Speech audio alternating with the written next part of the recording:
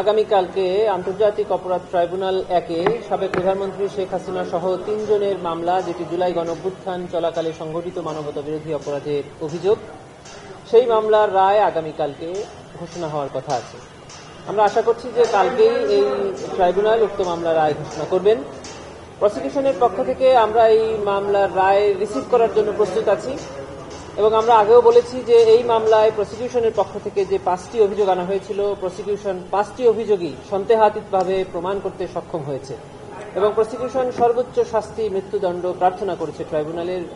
শুধু তাই নয়, এবং এই আসামিদের সম্পত্তি বাজেয়াপ্ত করে এই মামলায় বা এই ঘটনায় যারা ভিকটিম আছে, শহীদ আছে, আহত পরিবার আছে, তাদের বরাবর হস্তান্তরের প্রার্থনা আমরা জানিয়েছিলাম। ট্রাইব্যুনাল ন্যায় বিচারের স্বার্থে যে আদেশ দিক না কেন প্রসিকিউশন সেটা মেনে নিবে।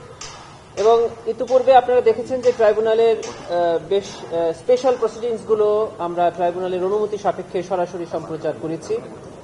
আগামীকালকে রায়ের যে অংশটুকু ট্রাইব্যুনাল এখানে পড়ে শোনাবেন, সেই অংশটুকুও ট্রাইব্যুনালের অনুমতি সাপেক্ষে বাংলাদেশ টেলিভিশন এবং বাংলাদেশ টেলিভিশনের সাথে চুক্তিবদ্ধ যে কয়েকটি সংস্থা আছে এবং বাংলাদেশ টেলিভিশনের মাধ্যমে দেশের সকল গণমাধ্যম সরাসরি সম্প্রচার করতে পারবেন। জুলাই গণঅভ্যুত্থানের পরে পুনর্গঠিত ট্রাইব্যুনালের আগামীকালকে যে রায়টি হতে যাচ্ছে, এটি সর্বপ্রথম রায়। এবং এই ট্রাইব্যুনালে জুলাই গণঅভ্যুত্থানের পরে যে কয়েকটি সংশোধনী এসেছে আইনে, তার মধ্যে অন্যতম হলো যে 24-এর আগের ট্রাইব্যুনালে নাম আন্তর্জাতিক অপরাধ ট্রাইব্যুনাল হলেও সেখানে আন্তর্জাতিক আইনের কোনো প্রযোজ্যতা ছিল না।